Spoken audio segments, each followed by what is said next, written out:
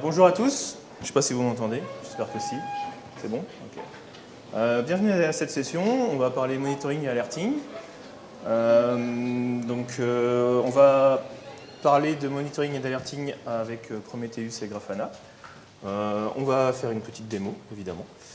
Mais avant ça, on va passer quelques slides pour vous expliquer ce qu'est Prometheus et ce que ça permet de faire. Et d'abord, je ne vois pas l'écran. D'abord, on va se présenter. Donc, je m'appelle Christophe Firmeniac. Je suis consultant chez Zenica depuis 3 ans. Et je traite plein de sujets différents autour de tout ce qui est DevOps, que ce soit culture ou outils. Et moi, je m'appelle Johan, donc je viens de Rennes, donc je travaille chez Zenica aussi à Rennes. Et je travaille aussi sur des sujets DevOps, donc voilà, de la containerisation, des pratiques, etc. Et donc, juste si vous n'avez pas encore eu l'occasion de passer sur le stand Zenica pour aller tenter de gagner le magnifique t-shirt Coding the Welsh, voilà, on a fait local. N'hésitez pas. Et c'est à toi? Non, je l'ai passé déjà. Tu l'as passé déjà. Donc déjà, le monitoring et l'alerting, déjà, qui en fait ici? Basiquement, en gros, monitorer des machines, des CPU, des file systems. Qui en fait là? Okay. Du coup, les autres, vous ne devez pas forcément en faire. L'idée, c'est qu'après ce talk, vous allez pouvoir mettre Prometheus en place rapidement. En tout cas, c'est ce qu'on espère. Donc voilà, on va vous expliquer comment on va mettre Prometheus et Grafana rapidement en place pour vous permettre en fait, de pouvoir monitorer, de pouvoir être très proactif et même réactif sur tout ce qui est monitoring de votre infrastructure. Alors des outils de monitoring, il y en a plein. Déjà monitoring, pour moi c'est un peu un gros mot, ça ne veut pas dire forcément la même chose pour tout le monde. Monitoring, ça peut être de la collecte de métriques. Alors là on va parler de Prometheus, donc ce sera uniquement de la collecte de métriques, ça peut être de la collecte d'événements, de la collecte de logs. Et donc des outils, il y en a pas mal qui existent, certains depuis plus longtemps que d'autres, et ils ont chacun leur spécificité, ils sont capables de gérer soit que des logs, soit que des métriques, gérer aussi la notion d'alerting associée, et en s'appuyant sur des technos différentes. Il y a des outils comme c'est Nagios ou c'est lequel autre qui fait du ARD, je ne l'ai plus en tête, bon, c'est pas grave. Donc il s'appuie sur ce qu'on appelle des bases RRD, en base database. Parce qu'une des problématiques qui est souvent rencontrée quand on fait du stockage de métriques, c'est justement la durée de rétention des métriques et la précision des données qu'on va stocker pour être capable de les restituer après. Donc il y a eu plusieurs évolutions. Après, il y a des outils comme Zabbix qui, eux, s'appuient sur du SQL pour stocker les métriques. Je vous laisse juger par vous-même si vous utilisez Zabbix pour voir si le SQL c'est le meilleur moyen pour le faire. Enfin, je ne sais pas si c'est un meilleur moyen. Et puis ce qu'on a vu arriver récemment, c'est des outils comme InfluxDB ou comme Prometheus qui se sont posés des questions et qui ont revu complètement la façon, avec des approches différentes, de stocker les métriques. Plusieurs types de métriques. Généralement, ce qu'on a un peu souvent à disposition, c'est tous les métriques infrastructure. Alors je dis qui est plutôt dev, qui est plutôt ops, donc dev, d'accord, donc une grosse majorité de dev. Donc ça veut dire qu'en général, ces métriques-là, c'est pas vous qui vous en occupez directement, c'est vos gentils ops, barbus ou pas, qui s'occupent de faire la récolte des métriques et qui vous les exposent plus ou moins facilement pour que vous puissiez avoir une idée de ce qui se passe sur l'infrastructure, ou pas. Mais j'espère que c'est le cas. Un autre niveau de collecte, donc c'est vrai que comme disait Christophe, la base c'est plutôt l'infrastructure. Mais après on va pouvoir aussi monitorer un peu du middleware, donc des applications que vous faites tourner. Typiquement, Docker peut exposer une page de métriques qui peut être parsée assez facilement. Apache on peut le faire aussi. Avec Postgre c'est également possible.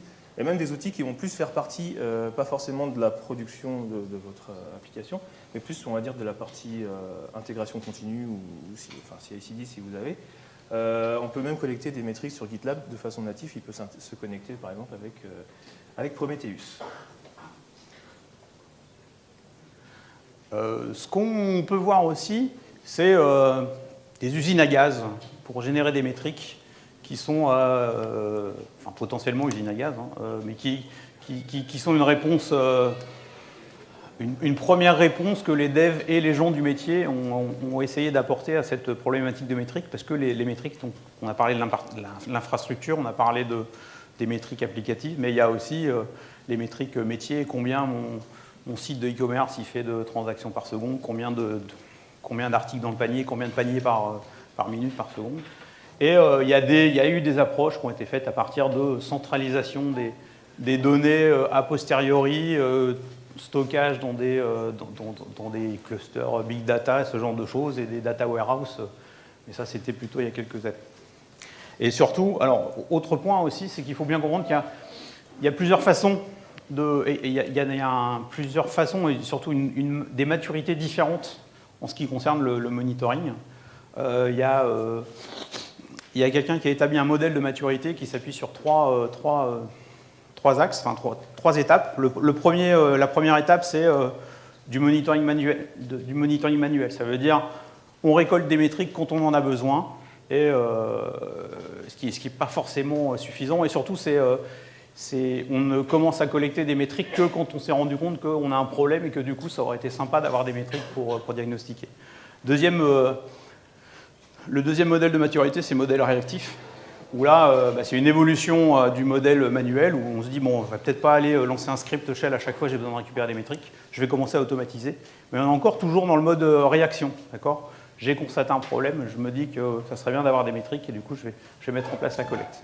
Et le troisième niveau du modèle de maturité, c'est le proactif, ce vers quoi on se tourne de plus en plus, hein, le monitoring, si on en parle, enfin la collecte de métriques notamment, si on en parle de plus en plus, c'est justement parce que les gens se rendent compte que c'est plutôt le modèle. Je vais stocker des métriques, je ne sais pas forcément tout de suite comment je vais les analyser, quels sont les tableaux de bord que je vais mettre en place et ainsi de suite, et quelles sont les alertes que je vais mettre en place, mais je sais que je vais stocker, je vais en récolter plein, et après, je vais pouvoir m'en servir. Donc ça, c'est le modèle proactif. Après, il y a un autre niveau aussi de collecte de métriques. C'est directement intégré dans certains langages. Donc, en gros, c'est assez facile de collecter des métriques. Et puis, en fait, les différents frameworks, genre Spring, etc., ce qu'on voit de plus en plus, c'est que les métriques, à une époque, c'était plus une préoccupation, on va dire, infrastructure. Et là, quasiment tous les frameworks qui sortent aujourd'hui proposent d'exposer des métriques sur ce qui se passe à l'intérieur du framework. La JVM, ça, on les avait déjà via les JMX, des choses comme ça. Mais par exemple, avec Spring Boot, donc les métriques, ils sont exposés directement et on peut juste utiliser un petit client qui va transformer le format pour que ça soit compréhensible par Prometheus. Donc c'est assez facile de mettre en place pas mal de choses sur vos applications de façon assez rapide. Et après, si vous voulez aller plus loin, c'est-à-dire créer des métriques plus orientées métier, genre le nombre de chiffres d'affaires en live, le nombre de paniers moyens, des choses comme ça, vous allez aussi pouvoir le faire avec des librairies très simples qui sont fournies en partie par Prometheus. Et en gros, c'est juste un incrément d'un compteur quelque part, et lui, il va aller l'exposer dans les métriques, et après, on va s'occuper de le collecter. Et on verra comment on peut faire ça facilement. Les outils qui étaient utilisés jusqu'à maintenant, on va dire, souvent c'était, on va générer déjà dans le meilleur des mondes, on collecte et puis on va mettre éventuellement une alerte. Et puis, on a vu des besoins émerger avec tout ce qui est applications, microservices, etc., où ces outils-là avaient commencé à avoir du mal à aller chercher les applications qui sont très dynamiques, qui vont bouger. Donc il y a eu des nouveaux besoins. Il y a eu aussi un besoin, par exemple, de prévoir des pannes. En fait, quand un file system se remplit, il passe rarement de 0 à 100 gigas. Il va avoir plutôt une tendance. Et plutôt que de mettre une alerte sur une alerte à 90 gigas, on va pouvoir créer des alertes sur des tendances. Par exemple, ce file system-là, dans 6 heures, s'il continue à ce rythme-là, il sera plein. Donc là, on est vraiment sur de l'alerte un peu plus évoluée. Et des outils comme on va vous présenter vous permettent de faire ça.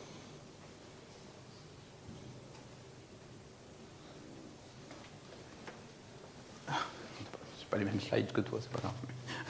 Donc Prometheus, on arrive enfin dans Prometheus. Donc Prometheus, c'est un produit open source. Faut savoir que c'est inspiré d'un... alors ça a été développé initialement chez SoundCloud, qui est une plateforme de streaming audio, que c'est inspiré d'un produit qui s'appelle BorgMon. Alors, je ne sais pas si Borg, ça vous dit quelque chose. Et Borg, c'est aussi le moteur d'orchestration interne utilisé par Google. Donc BorgMon, c'est l'outil de récolte de métriques, de centralisation des métriques qui est utilisé chez Google. Donc c'est inspiré de ça. C'est intégré, alors à savoir, c'est intégré, on va en reparler après, ça a été intégré en mai 2016 à la CNCF, Cloud Native Computing Foundation. Donc ça veut dire que c'est un projet qui est très suivi, enfin, il y a une grosse communauté, très mis en avant et compagnie.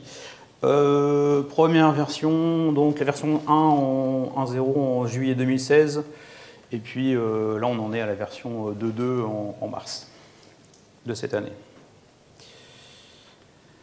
Alors en termes d'utilisation, alors là c'est plutôt des sociétés qui l'utilisent, mais on verra après, donc c'est largement utilisé, et comme c'est un projet open source, il y a eu énormément de contributions pour faciliter les intégrations entre le produit Prometheus qu'on va voir, qu'on va vous présenter l'architecture après, et différents outils, différents frameworks, différentes plateformes pour faciliter la récolte de métriques.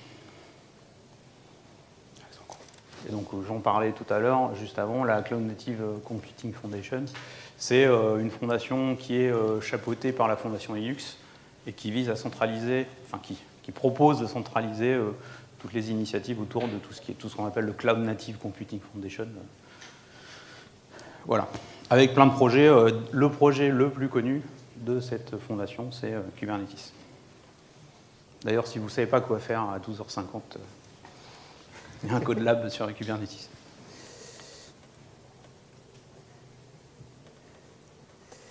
Alors, quelques mots sur Prometheus. Donc, en gros, c'est livré sous forme d'un binaire statique. C'est du Go, c'est développé en Go. En gros, on prend le binaire, on le met sur un serveur, on le lance et ça fonctionne. Donc, il y a un fichier de configuration qu'on peut mettre. On le verra un petit peu après pendant la démo.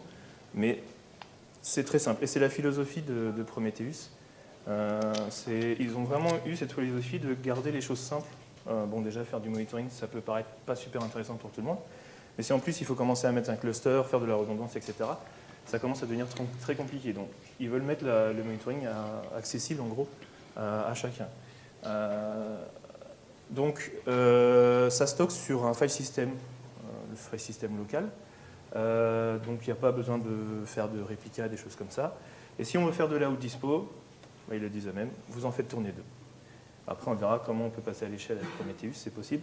Mais en gros, si on veut commencer simplement, on peut juste envoyer le binaire sur un serveur, mettre un petit fichier de config, un file system pour stocker la data, et c'est fini. Donc en gros, ce que ça fait, Prometheus, ça va stocker des time series multidimensionnelles. Donc une métrique, c'est un nom. Et après, on va avoir des clés, donc des label value, qui vont permettre de spécifier un petit peu ce qu'on va mettre dans cette métrique. Donc évidemment, on stocke le timestamp à laquelle elle a été collectée. Et la data, donc vraiment la donnée, la valeur, est stockée sous forme d'un float, donc 64. Ils ont produit aussi un langage qui s'appelle PromQL qui permet de requêter ces données time series. Donc on fera un exemple tout à l'heure. Ce n'est pas du SQL, c'est plus près d'un langage fonctionnel. Enfin, c'est un petit peu hybride. Mais en tout cas, c'est un truc dédié à Prometheus. Et particularité, donc quand on parle de monitoring, il y a souvent le débat push-pull, on verra ça tout à l'heure. Et bien, Prometheus, c'est du pull. Donc, on va lui donner un certain nombre de métriques à aller collecter sur des serveurs, et c'est lui qui va se charger d'aller chercher les informations. Donc, il n'y a pas d'agents sur les serveurs qui vont pousser de l'information vers Prometheus, c'est lui qui va aller chercher l'information. Un point important sur Prometheus, c'est ce qu'il fait, évidemment, mais surtout ce qu'il ne fait pas. Moi, souvent, on me pose la question, est-ce que je pourrais collecter mes logs avec Prometheus? Ben non. Donc, il y a la stack Elastic qui le fait très bien. Et c'est pas fait pour. Donc, c'est juste pour collecter des métriques, c'est plus des données chiffrées sur des informations, plus que de la collecte de logs. Donc, voilà. Après, on parle souvent aussi de request tracing. Donc, le request tracing, c'est le fait que dans un environnement, on va dire microservice, il y a plein d'applications, et on va vouloir tracer la requête d'un utilisateur de bout en bout. Donc, on va généralement générer un correlation ID à un endroit pour le suivre tout au long de la requête dans les différents services hub, etc. Donc ça, ce n'est pas l'objet de Prometheus non plus, c'est plus fait avec Zipkin, etc. Il y a la problématique aussi du stockage. Alors souvent, on a tendance à vouloir stocker 3 ans de métriques au cas où, si un jour on en a besoin. Donc Prometheus, quand on l'installe, alors je crois que c'est 7 jours ou 15 jours en tout cas. 15 jours par défaut. Donc la rétention de la data, c'est 15 jours. Et puis après, c'est une fenêtre de 15 jours glissante. Et après, il supprime. Donc on peut augmenter 1 mois, 2 mois si on veut. Mais l'idée, ce n'est pas de stocker des données pendant 3 ans, quoi. Si vous voulez stocker de la donnée enregistrer en tout cas ces données pendant plus longtemps, il va falloir se connecter avec un système annexe. Donc ils ont un système qui permet en gros d'étendre la plateforme Prometheus, et on va pouvoir enregistrer les métriques qu'on reçoit dans un FluDB ou d'autres storage externes.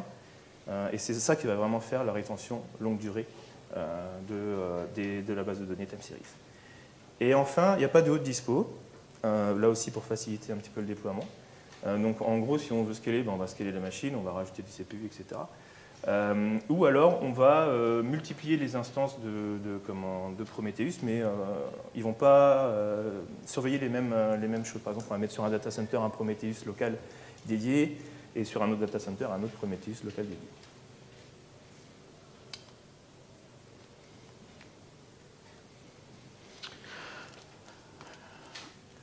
Donc Prometheus, l'architecture des différents composants, qu'on va voir après plus en détail. On a un composant principal, je ne vois pas bien ici, composant principal qui est le Prometheus Server, qui est vraiment c'est le process dont parlait Johan, qui est un binaire Go simple à démarrer, qui s'occupe de la partie polling, donc il va aller interroger des nœuds externes qu'on peut voir. Donc on a ce qu'ils appellent des exporteurs.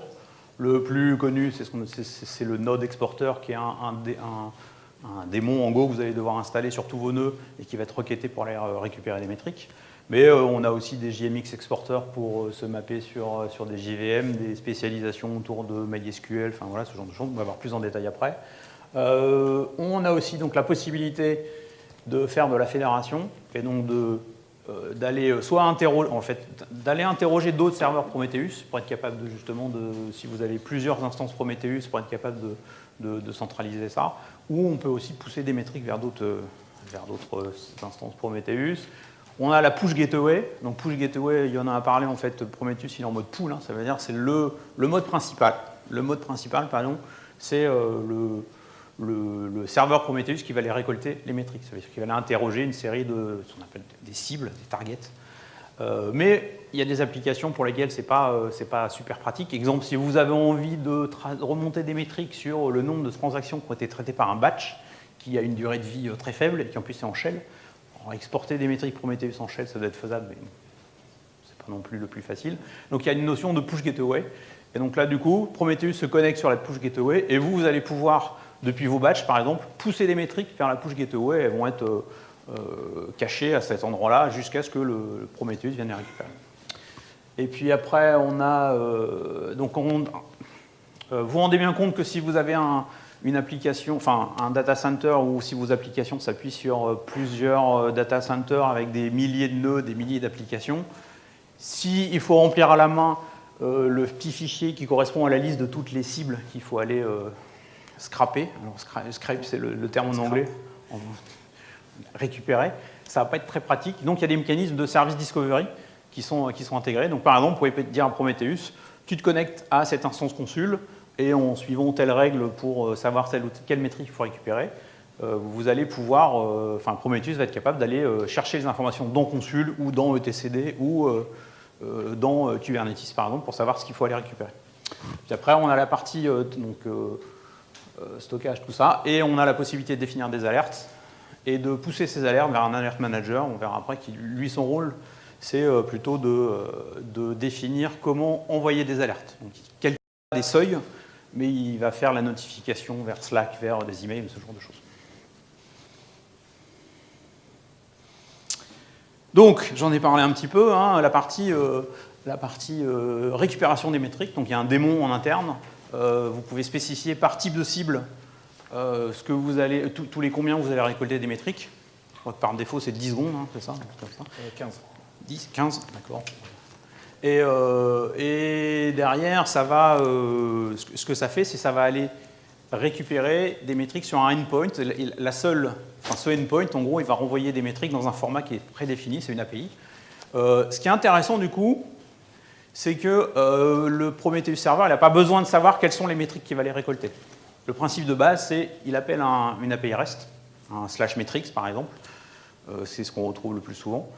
Et c'est le composant qui expose les métriques qui choisit quelles sont les métriques qu'il va lui exposer. Alors, le côté serveur, on peut faire aussi des règles de filtrage, ce genre de choses, mais c'est assez intéressant. Du coup, on a juste besoin de maintenir la liste des cibles, pas forcément la liste des métriques qu'on va récolter. Et donc, les intégrations dont j'en ai parlé, le node exporter, Kubernetes, il y a pour des spécialisations avec Docker, avec le composant qui s'appelle cAdvisor, je ne sais pas si vous connaissez, qui permet de remonter les métriques CPU, mémoire, donc des containers Docker. On a de l'intégration avec le démon Docker aussi directement. J'en ai parlé avec le JMX Exporter. Si vous faites notamment des applications Java conteneurisées dans Kubernetes ou pas, et que vous utilisez les images faites par les gens de chez Fabricate, notamment, je ne sais pas si vous connaissez, de base, avec juste une variable d'environnement positionnée, vous allez dire démarre-moi un JMX Exporter, et ça veut dire que votre application, automatiquement, elle va commencer à remonter des métriques telles que le nombre de threads JVM, enfin la consommation mémoire et ce genre de choses. C'est assez pratique. C'est une des forces de Prometheus, c'est le fait que ce soit largement adopté et que du coup, il y a plein de gens qui ont fait des contributions et il y a plein de gens qui se sont dit on ne va pas se casser la tête et développer nous-mêmes des exporteurs de métriques. Enfin, on ne va pas les redévelopper à chaque fois et donc on va partager. Et il y a aussi, donc, pardon, il y a un exporteur particulier qui s'appelle le Black Box Exporter, qui est, donc là, l'idée du Black Box Exporter, Black Box Monitoring, j'en ai pas parlé tout à l'heure, le Black Box Monitoring, c'est quand on fait du monitoring comme si on se positionnait du point de vue de l'utilisateur final, d'accord ? Ça veut dire, je ne sais pas comment fonctionne l'application. Donc le Black Box Exporter, lui, ce qu'il fait, c'est qu'il va taper une URL HTTP ou, je crois que ça peut faire le TCP, et ça supporte l'ICMP aussi, donc le ping. Et ça va juste vérifier si la page que vous avez paramétrée, elle répond ou pas et en combien de temps. D'accord ? Mais ça ne va pas chercher des informations à l'intérieur. On est en black box. Par rapport au white box monitoring, qui est là, je suis à l'intérieur du composant et c'est moi qui choisis les métriques que je vais exporter. Donc ça, c'est push versus pull. C'est un débat qu'on rencontre très souvent. Alors, c'est un débat, pour moi, c'est un débat, c'est un débat, je dirais pas inutile. Le message par rapport à ça, c'est, enfin, on en reparle après, il n'y a pas de meilleure solution. Il y a une solution qui convient le mieux à votre infrastructure. Donc, c'est moi qui fais le push. Donc, le push, c'est pas Prometheus. C'est des outils comme un des grands concurrents en ce moment Ouais, si, on va leur faire plaisir, on va dire qu'ils sont des concurrents de Prometheus. Il n'y a personne qui bosse chez Influx Data. Donc, c'est une société qui s'appelle Influx Data qui fournit une suite open source qui a commencé par un produit qui s'appelle InfluxDB, qui est une base de données spécialisée dans le stockage de time series, en fait. Et puis après, ils ont développé la stack TIC pour Telegraph, qui est l'outil qui fait la partie centralisation des métriques, InfluxDB, le stockage. Le C, je l'ai perdu. Et le K, c'est Capacitor. Le C, je ne sais plus, j'ai perdu. C'est pas grave. Et Capacitor, c'est l'outil qui fait le... Bon, c'est pas grave. Qui fait l'alerting. Donc le push, c'est quoi ? C'est vos serveurs ou vos applications qui vont publier des données vers un endpoint distant. D'accord ? On est à l'inverse, du coup, de Prometheus. Ça veut dire que dans toutes vos applications, vous allez devoir paramétrer vers quel endroit il va falloir exporter les métriques. D'accord ? Ça veut dire aussi que vos applications doivent forcément savoir quel est le format dans lequel il faut exporter. Hein. Ça veut dire que si vous avez des milliers de serveurs, des milliers d'applications, il va falloir si vous en êtes à cette échelle-là, je pense que vous utiliserez des outils de gestion de la configuration comme Chef, Puppet, Ansible et compagnie. Parce qu'à un moment, si vous avez une configuration à modifier, il va falloir être capable de la modifier sur tous les agents qui vont pousser des métriques. D'accord ? Donc ça, c'est le mode push. Chronographe. Merci, chronographe. Donc chronographe, c'est l'équivalent de Grafana, c'est pour la partie visualisation des métriques. Donc le mode pull, donc le mode dont on va parler aujourd'hui, implémenté par Prometheus. Un des avantages, c'est que c'est lui qui va aller chercher l'information, donc c'est lui qui va contrôler le flux de données qu'il va ingérer. En gros, s'il commence à ralentir, forcément, naturellement, il va aller un petit peu moins vite pour les collecter. Donc on a moins de risque de se faire complètement overflooder par un flux de données qui viendrait de l'extérieur. Un truc qui est sympa aussi avec le pool, c'est que les applications n'ont pas connaissance de l'infrastructure de monitoring, et ça c'est intéressant, parce que parfois il peut arriver que l'infra de monitoring tombe, et oui. Donc on peut monitorer l'infra de monitoring, mais parfois il y a des problèmes, et du coup certaines applications, en fonction de comment c'est codé, si l'infrastructure de monitoring plante, ça m'est arrivé chez mon client actuel, l'application continue à fonctionner. Par contre, elle a commencé à générer des énormes stacks parce qu'elle n'arrivait plus à se connecter à la stack de monitoring. Et finalement, ça a fini par péter. Donc on n'a pas ce problème-là avec le pool. La simplicité de mise en œuvre, ça on en a déjà parlé, puis on verra tout à l'heure pendant les démos. L'inconvénient, c'est qu'il va falloir déclarer un nouveau composant à chaque fois qu'il arrive dans le mode push. En gros, le composant il est démarré, hop, il sait où envoyer l'information. Là, on va devoir dire à Prometheus, va chercher de l'information par là. En plus, la configuration, alors c'est jusqu'à la version 1.6, je crois que ce n'était pas possible. La configuration, elle n'est pas prise à chaud. En gros, on changeait la configuration, on redémarrait, donc il y a une petite interruption de service. Donc maintenant, dans les versions récentes de Prometheus, on peut changer la conf et envoyer un signal, un sig up, où il y a un pass rest dans Prometheus qui permet de recharger la configuration. Donc déjà, c'est un plus. Et il y a le mécanisme de service discovery qui permet de limiter un peu cet inconvénient. Et parfois, on peut avoir une petite latence sur la découverte, quand on utilise le service discovery, sur la découverte des nouveaux points de collecte. Donc ça peut être un inconvénient si on veut être très précis. Un autre inconvénient, c'est que du coup, on ouvre une page accessible de l'extérieur, possiblement pas authentifiée, sur nos applications. Donc en gros, c'est juste un pass rest métrique qui va afficher les métriques. Donc on ouvre un port TCP forcément, donc ça peut être un vecteur d'attaque. On peut se prendre par exemple un délit de service sur cette page-là, donc il faut la protéger, il faut bien qu'elle soit... donc si on utilise les clients Prometheus, c'est déjà fait, mais en gros, il ne faut pas que ça génère beaucoup de traitements derrière, parce que après, c'est facile de faire tomber l'application. Donc voilà. Dans les applications qui utilisent le mode pool, donc il y a Prometheus, mais il y a aussi le Nagios et Centreon qui sont un peu plus connus. Et d'autres trucs un peu moins connus, Insinga, Zabbix et Senzo. Donc comme l'a dit Christophe, il n'y a pas de meilleur choix. En fait, il y a votre choix par rapport à votre infrastructure, par rapport à ce que vous voulez faire avec et par rapport à vos contraintes d'exploitation. Juste un point aussi, ce qu'il faut savoir, c'est que par rapport au push versus pull, on vous rendrait compte, Prometheus, j'en ai parlé tout à l'heure, Prometheus en fait est capable de faire les deux. Souvent les outils ont un mode principal de récolte, pour Prometheus c'est le pull, mais ils supportent aussi le mode push. C'est pareil pour la stack TIC qui, avec son composant, je crois que c'est Capacitor qui en charge cette partie-là. Capacitor a intégré le mode de récolte, ils ont intégré le moteur en Go de Prometheus. C'est-à-dire le mode principal de la stack TIC, de InfluxDB et compagnie, c'est le push, mais ils sont aussi capables de faire du pull pour répondre à tous les besoins ou pour ne pas devoir faire tordre l'outil dans tous les sens. Donc, on en parlait, comment on va déclarer les choses à surveiller dans Prometheus. Donc, il y a un fichier de configuration, ça c'est pas très compliqué. Il y a un fichier de service discovery, alors ça c'est marrant, on dit surveiller ce fichier, puis en fait c'est un fichier plat où on va mettre les différents services à récolter. Je ne sais pas pourquoi ils ont fait ça, c'est bizarre. On peut se connecter bien sûr à tous les cloud providers pour aller venir en fait découvrir en temps réel les machines qui sont créées, les disques qui sont créés, etc. Et bien sûr, il y a l'autodécouverte avec Kubernetes. Donc là, c'est vraiment une stack qu'on retrouve très souvent quand on fait du Kubernetes, Prometheus. Et du coup, on fait de l'autodécouverte d'à peu près tout. Il y a les pods, évidemment, les ingress, les nodes, les services, enfin bref, toute la famille est là. Et dès qu'on va créer des nouveaux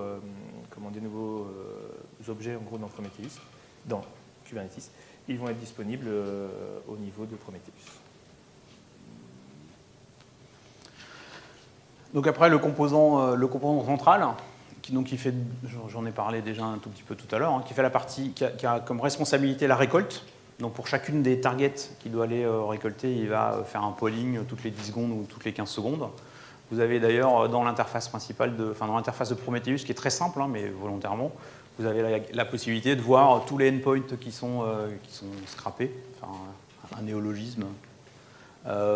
Et de savoir il y a combien de temps que ça a été récupéré. Et Prometheus, c'est ça qui est bien, c'est de l'Inception, il fournit ses propres métriques. Donc un des endpoints que vous avez souvent, c'est Prometheus lui-même, qui vous permet du coup de remonter des informations comme le nombre de séries qui ont été récoltées, les temps de réponse, les temps de latence de chacune des récoltes, et qui est très intéressant à suivre quand on commence à avoir une infrastructure qui commence à grossir. Et Prometheus donc, a aussi en charge le stockage, qui est un format qui est dédié, qui a été réécrit en version 2.0, mais qui est un format qui est dédié et qui ne s'appuie que sur le file system. C'est des fichiers qui sont stockés.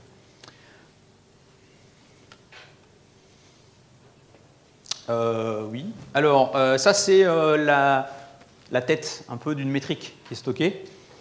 Donc, on va retrouver... c'est trop petit, je ne vois pas là. On va retrouver, donc là, par exemple, vous voyez probe HTTP duration seconds, c'est le nom de la métrique qui est récupérée. Il y a des règles, des conventions de nommage par rapport aux métriques, notamment qui est une des très bonnes, une convention très intéressante, je trouve, c'est de spécifier l'unité dans le nom de la métrique, comme ça on n'a pas à se poser la question, ce qui est super important quand c'est des durées. Je pense qu'il propose d'ailleurs, il propose par défaut de stocker ça en secondes et de ne pas stocker ça en minutes ou en heures, enfin il y a des conventions. On a la même chose pour tout ce qui est données réseau, pour tout ce qui est bytes, ce genre de choses. Donc là, HTTP duration, c'est le nom de la métrique. Ce qu'on voit entre accolades, là, phase égale resolve, c'est ce qu'on appelle un tag. Donc on peut avoir plusieurs tags qui sont positionnés. Et alors là, on n'a qu'un seul tag, donc la récolte, quand on fait la récolte, qu'on spécifie le tag ou pas, on aura la même chose. Mais une des métriques, si vous prenez une métrique CPU, vous allez avoir dedans, par exemple, le nom du nœud, le nom instance qui sera le nom du serveur. Mais vous pourriez vous-même rajouter des tags pour ensuite être capable d'afficher les métriques par typologie de vos serveurs. D'accord ? Front, back, ou mon application A, mon application B, ce genre de choses. À droite, on a la valeur, et puis donc ce qu'on appelle la time series, c'est la combinaison de ce qui est stocké dans Prometheus, c'est la combinaison du nom de métrique et le label. Alors on a 4 types de métriques, les compteurs, les jauges, les histogrammes et les summaries. Je propose du coup de passer... Alors, compteur versus jauge. Compteur, c'est une métrique, j'avoue, je vais être honnête, je les confonds à chaque fois. Mais je crois, là, que compteur, c'est une métrique qui ne fait qu'augmenter. C'est ça. C'est ça ? C'est bon ? Bravo. Exemple, voilà, cette métrique, le go memstat malloc totals, c'est alors, du coup, sur un compteur, vous avez souvent le underscore total à la fin qui vous montre en plus dans le nom de la métrique que c'est un compteur. C'est le nombre total de malloc qui ont été faits par le moteur Go. Versus donc une jauge qui est une métrique qui peut monter, descendre, la consommation CPU, la taille d'un espace disque ou ce genre de choses. Oui. Ah non, c'est quoi ça ? Non. C'est la bonne, pardon. Histogramme. Alors, histogramme, pardon. C'est du stockage de valeurs dans des catégories. D'accord ? Donc, par exemple, là, c'est le nombre, c'est une métrique interne de Prometheus sur le nombre de compactions qui ont eu lieu. Et ça nous permet de dire, du coup, que entre donc LE égale 4, ça veut dire le LE égale 4, c'est la borne supérieure en fait, de chacun des intervalles. Et donc, au lieu de stocker une seule métrique, on va stocker les métriques, mais rangées dans des intervalles. Et on a la même chose avec... tu passes au slide suivant, s'il te plaît. Ah ouais, il faut sourire pour les photos. J'étais en train de poser. Pardon. Donc, c'est comment ça s'appelle? C'est des summaries. Donc, les summaries, c'est des histogrammes avec, en plus, on calcule des quantiles, enfin des percentiles. D'accord? Donc, c'est assez utile. Ça veut dire que tout ça, c'est calculé à la volée. C'est encore moi, ça. Donc, alors, oui. Donc, maintenant qu'on a récolté les métriques et qu'on les a stockées, on va pouvoir les requêter, parce que c'est ça qui va nous intéresser, avec un langage qui s'appelle le PromQL. Le PromQL, donc là, on a différents exemples de requêtes, de requêtes simples. On peut faire beaucoup plus compliqué, mais on ne va pas rentrer là-dedans. Déjà parce que je serais incapable de vous faire un cours sur les requêtes. J'avoue que j'utilise très, très régulièrement la documentation pour ce truc-là. Donc là, si je fais une requête qui s'appelle HTTP request total, j'appelle le nom de la métrique directement. Ça veut dire que je vais récupérer tous les points, quelles que soient les valeurs de tag. D'accord? Donc on va avoir à chaque fois, pour chaque point, la somme de tous les tags qui existent dedans. Si je fais la suite, le HTTP request totals de job égale Prometheus, groupe égale Canary. Alors job, c'est pareil, c'est un tag que vous retrouverez souvent. Le job, ça vous permet de savoir quel est l'outil de récolte, enfin la cible distante qui a été utilisée. Par exemple, vous aurez un job node parce que c'est le job qui va attaquer tous les nodes exporteurs. Vous aurez un job service ou enfin, je ne sais plus comment ça s'appelle, endpoints. Quand vous êtes dans Kubernetes, c'est que vous allez attaquer tous les pods de toutes les applications qui sont exposées sous forme de service.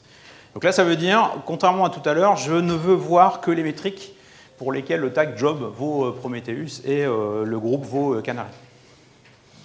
Après, on peut faire des opérations de filtrage sur les tags.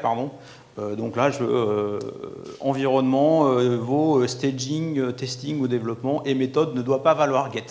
D'accord? C'est somme toute assez simple.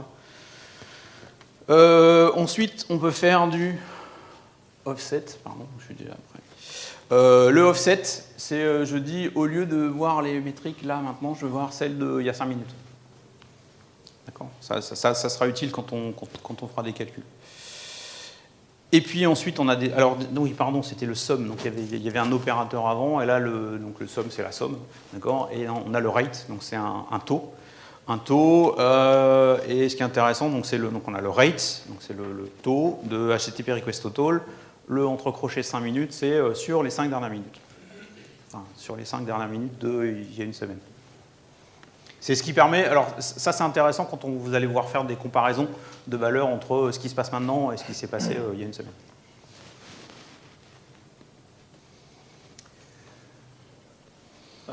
Pour la partie visualisation, parce que maintenant qu'on sait comment on a réussi à stocker de l'information, on sait, grâce à Christophe, faire du PromQL. Donc il y a une partie visualisation. Dans Prometheus, il y a une IHM qui permet de tester des requêtes. Donc c'est ce qu'on voit là. Donc ça permet de mettre au point de requête, de voir les résultats que ça génère et de la mettre sous forme de tableau, enfin de graphe. Le dashboard, là, c'est uniquement pour du debug, hein. C'est pas fait pour mettre à disposition des utilisateurs, parce que c'est très basique, on ne peut pas enregistrer les dashboards, etc. Donc pour faire du dashboarding, évidemment, on utilise autre chose et on utilise Grafana. Donc qui utilise déjà Grafana, là? Ouais, il y en a quelques-uns quand même. Donc en gros, Grafana, c'est un outil de dashboarding. Basiquement, on va créer des data sources, donc en gros, on va les se connecter à de la donnée. Donc on peut se connecter à de l'Elastic, du Prometheus, de l'InfluDB, etc. Une fois qu'on a les données, on va créer des dashboards. Donc on va créer des nouveaux dashboards comme on voit derrière. Et on va pouvoir les enregistrer, les versionner, etc. Un des trucs super sympas dans Grafana, ce que je trouve en tout cas, c'est que on a une collection de dashboards qui est déjà mise à disposition sur le site. Donc il suffit juste de créer la data source, récupérer un dashboard de quelqu'un qui a bien voulu le rendre open source, et du coup on l'importe. Et là, en quelques clics, on se retrouve à avoir un super dashboard pour montrer un petit peu ce qu'on a collecté comme métrique, parce que c'est quand même pas mal de temps la mise au point d'un dashboard avec les requêtes PromQL, etc. Parce que c'est les requêtes PromQL qu'on met directement dans l'outil, dans Grafana. On verra tout à l'heure.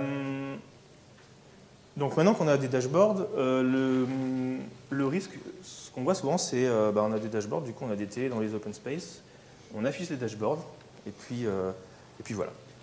Et puis souvent, on dit, tiens, c'est marrant, c'est rouge, c'est orange. Ouais, non, mais je suis comme ça depuis longtemps, laisse tomber. Donc ça fait un joli dashboard ou un joli papier peint en fonction à genre à 2 ou 3 000 euros. Mais si en fait, si derrière on n'a pas d'alerting, et encore plus, je dirais, de l'alerting et de la correction de bugs, donc soit aller voir ce qui se passe concrètement ou aller appliquer des consignes, ça ne sert pas à grand chose. Du coup, il y a un module dans Prometheus qui permet de gérer des alertes.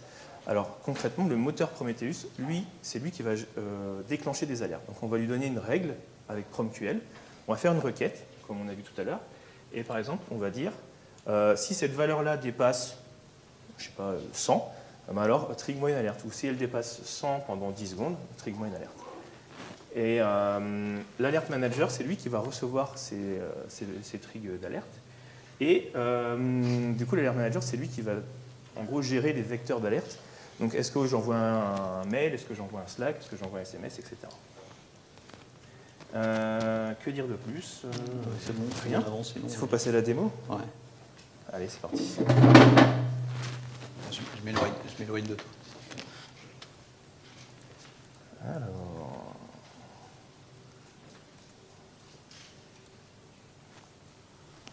Ça s'affiche. Waouh, la vache.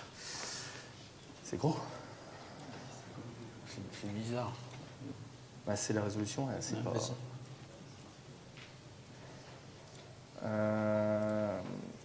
Est-ce que vous voyez quelque chose? Ouais, non, mais vas-y, c'est pas grave. Ouais. De toute façon, il y aura 5 minutes. Donc là, on vous donnera le code, on mettra sur Twitter. En gros, là, j'ai un petit Docker Compose qui va juste me déployer un Prometheus, donner un fichier de configuration Prometheus, qui est ici. Et dans le fichier de configuration, je lui dis, ton scrap intervalle global, c'est 1 seconde. Donc, c'est-à-dire que tous les jobs que j'ai définis qui n'ont pas d'intervalle, par défaut, c'est la valeur 1 seconde. Je définis un job, c'est lui-même, c'est Prometheus, et il va aller scraper ses propres métriques. Donc on va lancer ça, on va voir ce que ça donne.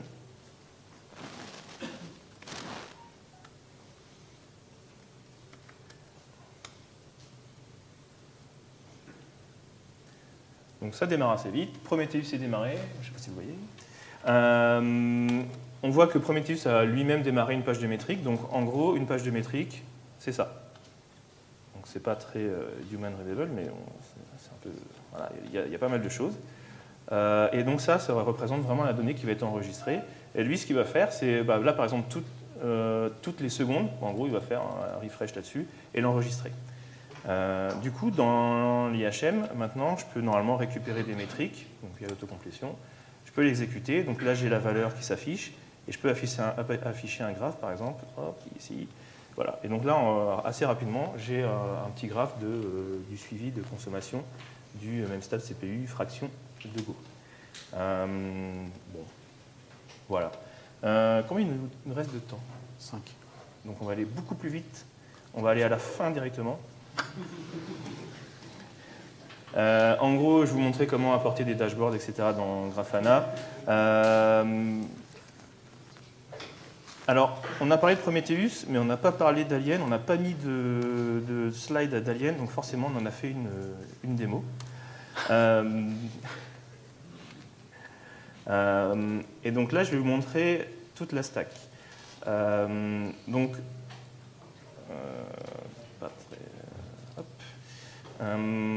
On démarre Prometheus, bon, voilà.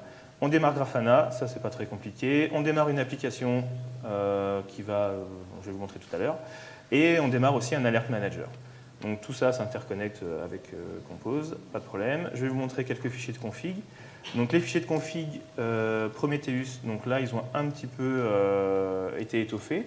Donc on a configuré l'alerting. Bon voilà, on dit alert manager sur le port, c'est pas très compliqué. Et là, on a déployé aussi toute la stack Node Exporter, CAdvisor, etc. pour pouvoir aller collecter les informations sur les conteneurs. Et une fois qu'on lance tout ça, Voilà. Ah, évidemment, ça plante. C'est normal. C'est une démo. Ah oui. Voilà. On a défini des règles. Donc je vais vous montrer un petit peu l'application. Hop. Donc là, on a des aliens qui en gros, qui vont aller infecter des gens. Et les gens vont devenir des aliens. Et puis nous, on peut envoyer du renfort, on peut envoyer des marines. Et si on est vraiment méchant, on peut renvoyer des aliens. Comme ça, on va tuer tout le monde beaucoup plus rapidement. On a fait un dashboard pour suivre tout ce petit monde. Donc voilà, donc là il y a les aliens en haut à gauche, les colons à droite, et en bas on a les marines, donc on n'a pas envoyé de marines, donc là on va en envoyer quelques-uns. Hop. Help. Bon déjà on voit que ça se passe pas bien pour la population, parce que là je viens de recevoir un Slack qui me dit qu'il y a des aliens qui ont été détectés, donc comment ça on l'a fait? On a juste défini une règle, qui se trouve ici, qu'on a donnée à Prometheus, et on lui dit, bah, si la population d'aliens elle est supérieure à 20, tu m'envoies un message, tu génères une alerte. Et le type, c'est label sévérité Slack. Et dans la configuration, je vais la trouver Alert Manager, on a défini que pour toutes les sévérités de type Slack, on envoyait ça sur un truc qui s'appelle Slack Général, un receiver. Et là, on a configuré une API URL, un channel, et c'est comme ça qu'on reçoit les notifications. Que dire de plus? Je ne sais pas, vous voulez les sauver ou vous voulez les voir mourir pour finir la démo? Ils sont tous morts. Bah, pas encore, il en reste encore 9000. Donc ça, c'est un exemple de dans le programme en Go qui a été développé, Oui, je peux montrer le source. Non, c'est pas forcément le but, mais l'idée c'est il y a un exporteur Prometheus qui a été intégré et l'application, elle vient. On a configuré Prometheus pour venir récupérer les métriques de l'application. Là, en Go, c'est très facile. Hein, c'est un bout c'est une librairie intégrée, mais les intégrations existent pour tout ce qui est Spring Boot et compagnie. Si vous voulez exposer vos propres métriques. Voire même sans avoir besoin de rien faire, juste parce que vous allez démarrer un JMX exporteur associé. Ouais, du coup. Ouais, non, mais du coup, on va s'arrêter là. On va vous laisser poser plein de questions pour finir. Qui a des questions? Non, okay. Est-ce qu'il y a des questions? Ah oui, merci. Par rapport à l'alerting, potentiellement dans une infrastructure, l'alerting c'est un peu primordial, donc si elle tombe, c'est pas cool. Ouais. Ce qui se passe. Et vous disiez que pour avoir de l'achat de l'eau dispo avec Prometheus, il faut en mettre deux. Ouais. Et du coup, il faut aussi deux alerteurs potentiellement. Et est-ce que les alertes vont arriver en deux dans ce cas-là, ou est-ce qu'il y a un système? Non, alors justement, c'est le boulot. Donc, ce qu'il faut bien comprendre, c'est que c'est le serveur Prometheus qui, quand il récolte les métriques, va générer des alertes, qui les envoie vers un alert manager. Et l'alert manager, il est capable de les dédupliquer. Et il est capable aussi de faire de la temporisation. Ça, vous pouvez dire, ça ne veut pas dire que dès qu'il y aura une alerte dans Prometheus, il y aura une notification Slack ou par email qui sera envoyée. Il y a ce système-là. Sur la partie haute disponibilité, on n'en a pas parlé, mais il faut savoir qu'il y a des gens qui ont travaillé justement sur la haute dispo Prometheus et qui ont développé un outil qui s'appelle Thanos, qui vous permet de vous spawner plusieurs serveurs Prometheus, voire même donc, plusieurs instances Prometheus qui vont scraper la même chose. Donc vous allez avoir deux serveurs Prometheus qui vont aller récupérer les mêmes métriques. Et Thanos, il vient par-dessus et il se charge aussi de faire la déduplication. Et comme ça, donc, si vous avez un nœud Prometheus qui tombe, l'autre est toujours là et remonte des métriques. Donc c'est pas intégré de base, mais il y a des couches qui arrivent maintenant dessus après. Oui. J'aime bien l'idée d'alerting qui t'alerte, je crois, quand tu dépasses un seuil, mais quand tu sais que tu vas dépasser le seuil dans un certain temps.